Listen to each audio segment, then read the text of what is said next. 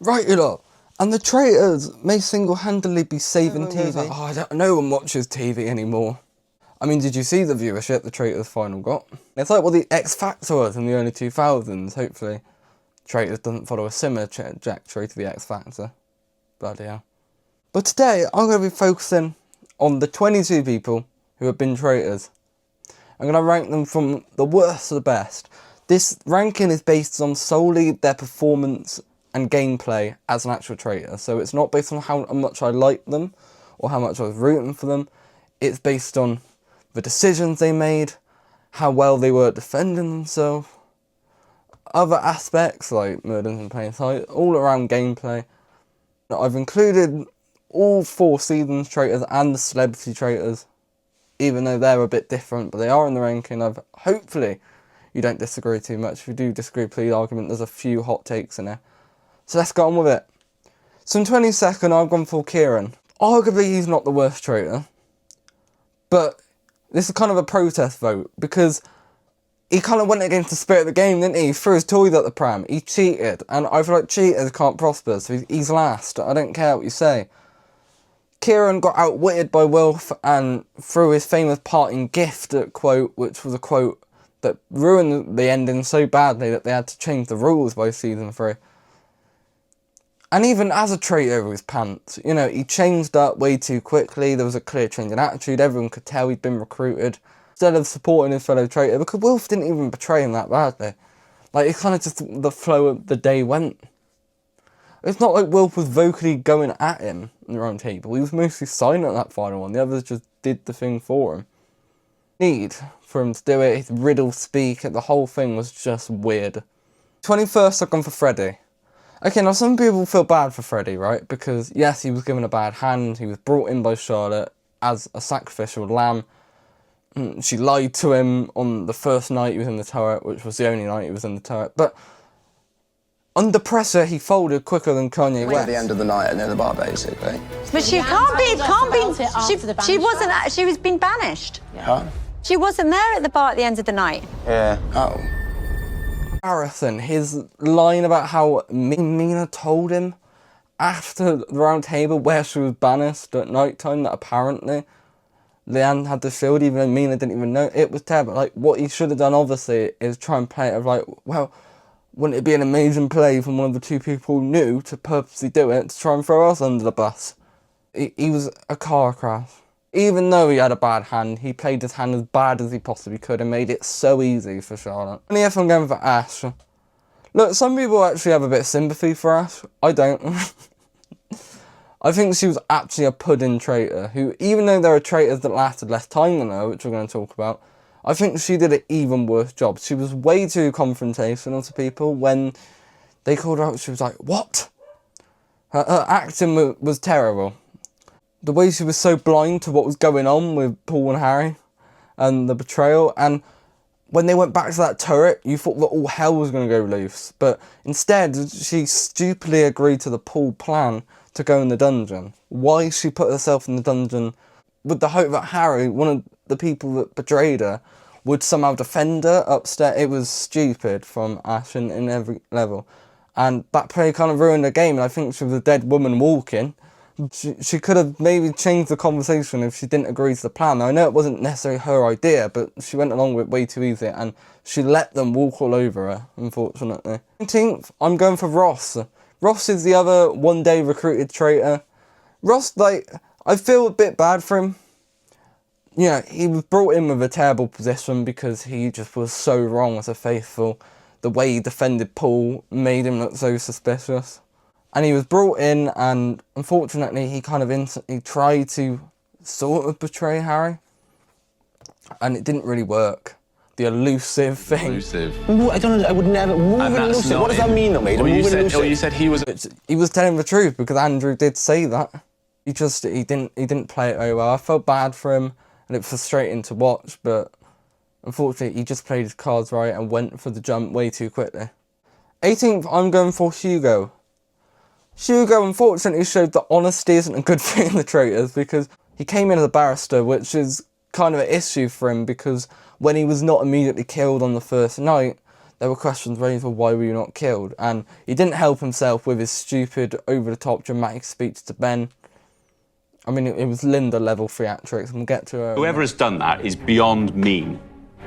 I do feel bad for him to a degree. You know, he was open and nice to people about his job, but he got outplayed by Harriet and Fiona, and it was just kind of sad to watch. 17th, I'm going for Armani. Armani had one of the most comical demises of any traitor. The fact she was telling Mina and Linda that they need to be more assertive and more vocal. She believed she was Harry, she was actually Ash in gameplay. The problem with Armani was that she was way too vocal. Over the top. To be a good traitor, you've got to be vocal to a degree, but you need to know when to step in. She put her hands over everything and was way too much on people's radar. It didn't help, obviously, her having a sister who also was suspicious of her, which was kind of her undoing. You could say that was unfair. But if you are Armani, you should have killed your sister the first night, because you could just play that as like, oh, well, obviously they're going to split the alliance up immediately. But instead, by keeping her in, it became an issue. And I honestly think Maya should have been the traitor. I think that would have been a lot more interesting. I think Claudia got that wrong, because Armani was pants as the traitor. Okay, 16th. She may be a bit low for some people, but I'm going for Alyssa. Now, Alyssa did last decently of the way through, pretty much halfway, I'm pretty sure. She was very good at staying under the radar, but when you read some of the behind-the-scenes stuff, the fact that she was impersonating Claudia saying, "my traitors," that doesn't help her. I just think her defences were really weak. Like, talk about how she couldn't handle it around adults because she's younger and she feels like a child. And it was weird, some of her alibis. I don't think she did a good job. And yes, Wilfred threw her under the bus to save himself, but she didn't do a good job at going back at him, and it just looked like trying to cling on to anything. I just think she wasn't equipped to take the heat. It wasn't Freddy territory, but it was bloody close. But you got to give her props because she did stay under the radar, but she almost stayed under the radar too much, unfortunately. 15th, I'm going for Fiona. Fiona is a frustrating traitor because, first and foremost, she was the secret traitor. I actually thought it would be her, mainly due to kind of the editing and the way she was going like, oh, I don't think I need this shield this early, and she was always talking about gameplay and planning and stuff. It seemed a bit obvious, but it was very hard for them to keep that a secret. I think she played kind of the old woman role very well, you know. She was likeable, the way she took down Hugo, almost working off Harriet, was really well done. But she really blew up her own game in the stupidest way at the worst time. She could have probably tried to betray Rachel down the line, especially if she teamed up with Harriet when Harriet started doing her thing. But she waited way too early, made it too much of a spectacle, and her argument just wasn't strong enough, unfortunately, to get... I believe that Rachel is a traitor. The powerful Rachel banished. And until that point, she was doing a really great job, and I think she could have done a lot better. Coming in 14th is somehow Linda. There's 8 traitors worse than Linda. That's incredible. Linda, looking back, you've got to give her a lot of credit, to be honest, because she lasted halfway through the show being the most obvious traitor in plain sight. Her head turn on day 1, she Traitors. could have been voted out, and she only wasn't voted out because Nathan talked himself into banishment, being an idiot. But the fact after that she managed to survive so many round tables with pretty meek defences and the worst acting skills known to man. She's my little girl. He loved her. Yeah. You got to give her credit. I can't not. And I do like how she really teamed up with Mina and they worked as kind of the sisterhood, and she was like, look, if you need to throw me under the bus for your game, I respect that. Okay, I know we're not ranking them as people, but yeah. 13th, I am going for Miles. Miles is another victim of circumstance because actually he lasted a good while under the radar, playing the social game very well, being well liked in the castle, and pretty much nobody had suspicion on him that was still in the castle. I think 1 or 2 who got banished said they did, but it was the fizzy drink, giving it to Diane, and who was he to know that Diane, the poison would take a while? And by Claudia saying it was poison, kind of put him in a bad spot. I don't think he defended himself incredibly, but it was very hard to get out of that, and, you know, Paul just put it on him. So I feel bad for Miles, because I think if that murder in plain sight didn't happen in the way it did, or if Diane died that night instead of the poison having the effect, I think he would have lasted a lot longer and probably would have outlasted Paul. 12th, I'm going for Andrew. Andrew was quite boring as a traitor, to be honest. He did a good job of deflecting attention to other people. He jumped on bandwagons, he was spoken, he did a decent enough job. He got Ross out, which, you know, wasn't a difficult feat, but he was able to do that. He had Harry's back, he worked well with him, but he should have seen his betrayal coming, and he waited way too long to try and throw him under the bus, that by that point, it was a pretty much impossible scenario for Andrew to end up winning. He knew Harry was no match for him, but it was all in good faith in the end. And he did a solid job, but he's quite a forgettable traitor, to be honest. Okay, 11th, I'm going for Paul. Paul was one of the hardest ones to rank, because in entertainment value, he's top 3. But I think he's very overrated in his gameplay. And the main flaw that Paul has is his stupid dungeon plan, which on so many levels was a disaster, because the whole plan, you have 4 people in the dungeon: Paul, Meg, Andrew, and Ash, right?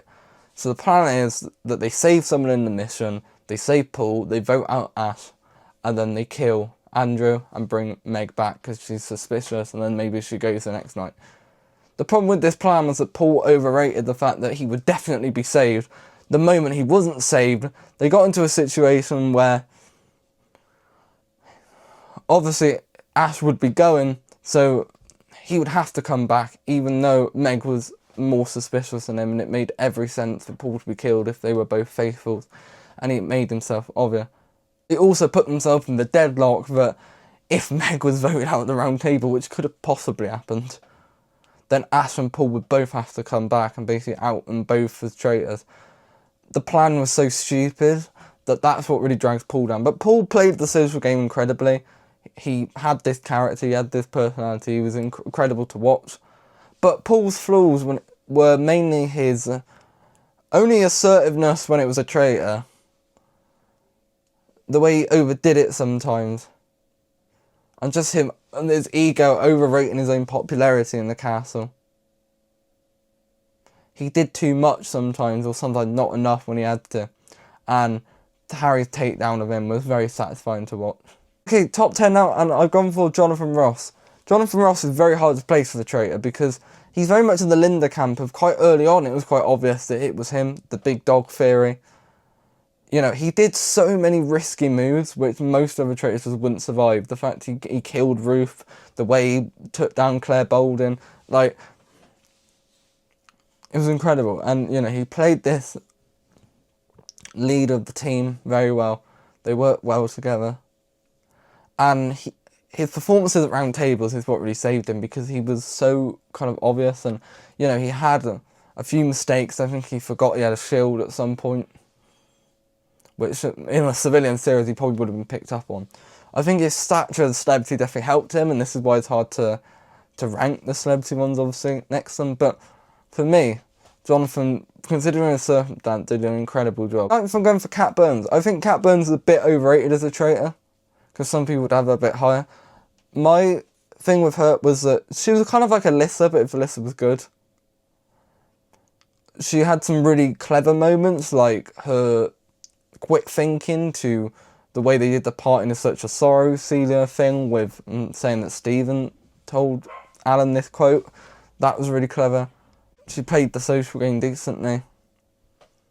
But I think a lot of her defences were quite weak, like when she, you know, she played the autism card against Stephen, and Stephen was spot on about her being more tired, and that whole thing was like, yeah, you probably shouldn't do that, Cat, come on. And there was also her endgame. She put herself in a really terrible position, because by killing off Lucy and banishing Kate, she left herself not only the only woman, but she also left herself the only young person under like 28.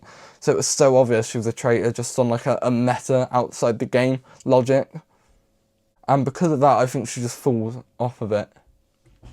I think she just needed to do a bit more to really stamp that win.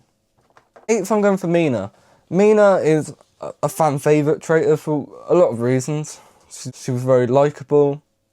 The way she protected Linda for way longer than she probably needed to. And she kind of betrayed her fellow traitor gracefully. It was very different. What undid her was quite, not really a massive blunder, and it was more Charlotte sticking the knife in, which was a bit earlier than she probably should have, and I'm not surprised Mina didn't see that coming. It was like knowing too many questions in it task, which maybe she shouldn't have known. But she had some really great moments, the way she led Dan's banishment. You know, she was good at staying on the radar, but also being outspoken in the moments she needed to. She played it pretty much perfectly.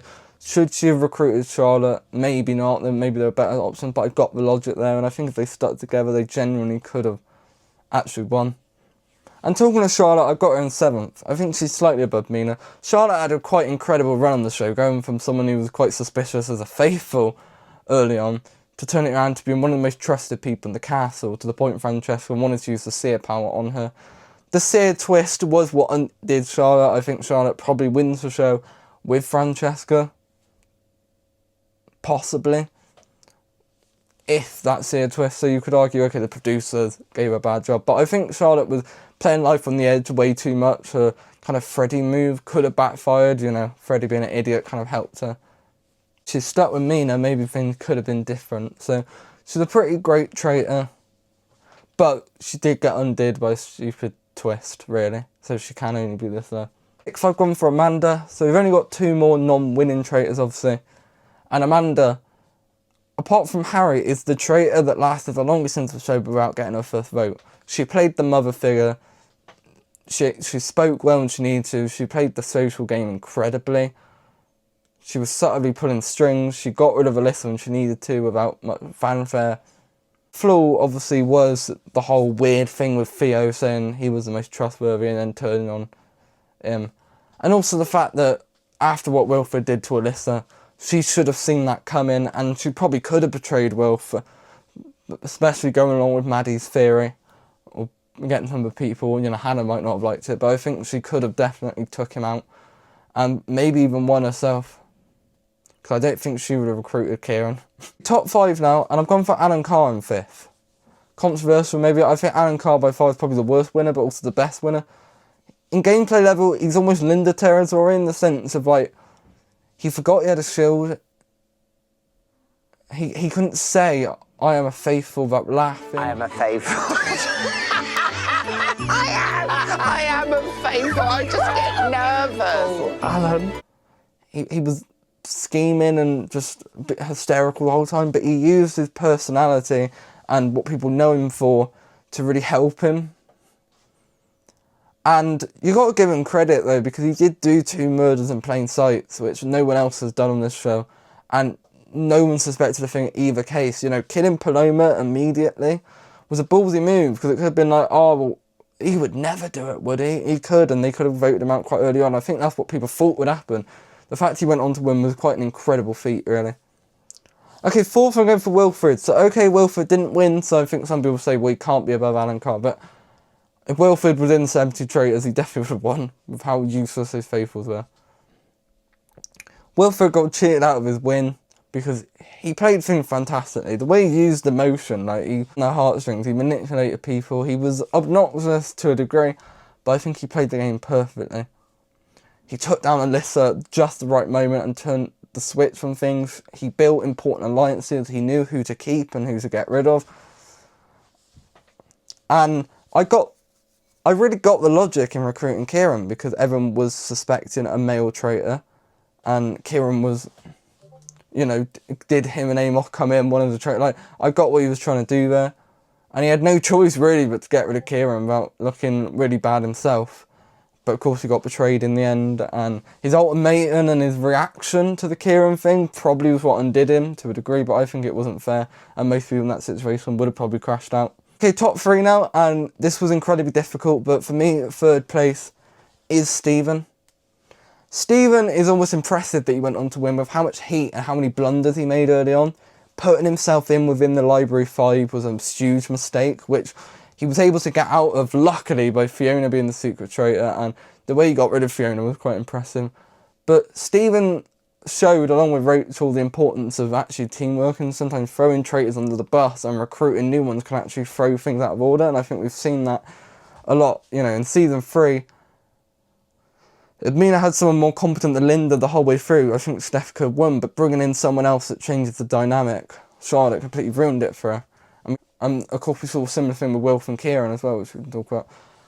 Stephen, of course, as well, was part of that whole cage theory. I always found the cage thing stupid, right? I've got to point this out. 9 people are put in cages, but yet everyone only focused on the 4 people who were not saved in the mission, which could have been any of them. And also, there were 9 people not in cages, I believe. I think it was 9. So, yeah, there were people not in cages, right? And no one looked at any of them and thought, well, surely not all the traitors are going to be in cages. And by the end, Rachel's the only person not in a cage there. But I think James tried to bring that up, but no one was listening. And Stephen, of course, made the most selfless move because he could have easily took the whole part himself. And the way he shared it with Rachel was a very happy ending, obviously. Okay, the runner-up is Harry. Now, a lot of people will put Harry first. I disagree. I think Harry did make 1 or 2 mistakes, which other people could have picked up on. Harry was a mastermind of playing the social game incredibly, making alliances, staying under the radar, being outspoken when he needed to, having theories, putting stuff out there, being an asset in the missions. He really played things perfectly. I think his most impressive move was, of course, his shield trick. The way he kind of played that, and it was just incredibly executed. The way he kind of used Ash and later Paul was Fall Guys. His takedown of Paul was incredible, but some could argue he maybe pushed a bit further. He should have seen Jazz's suspicion of him earlier and probably killed Jazz. But then Jazz also made the mistake of keeping how he felt about Harry way too long in the show.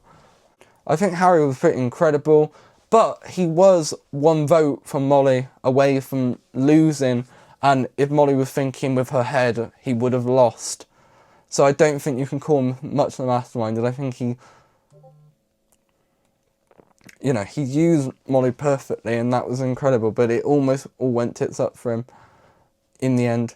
And I think he threw way too many under the bus that he was kind of lucky to a degree. Because Andrew, if he spoke early, definitely could have got him out and maybe teamed up with Ross. But for me, the winner has to be Rachel. Now, Rachel, you could argue, also had mistakes. However, Rachel, the difference between Rachel's game and Harry's game, Harry was under the radar. You know, he wasn't outspoken. He wasn't a leader. He wasn't one of the big characters. Rachel controlled the whole game. She was the leader of the faithful. She was the big dog of the faithful and the faithful dies. For some reason, despite how intelligent she claimed to be, this FBI training, the way she got traitors out, the way she went all in on Ross was so wrong in almost a traitorous way. The fact that 2 people blew up their own games trying to get her banished and everyone forgot about that. The fact that she was the only person not in a cage left at the end. She just had control. She played the social game effortlessly. And the way she backed Stephen, because she could have thrown Stephen under the bus. She definitely could have early on in the show.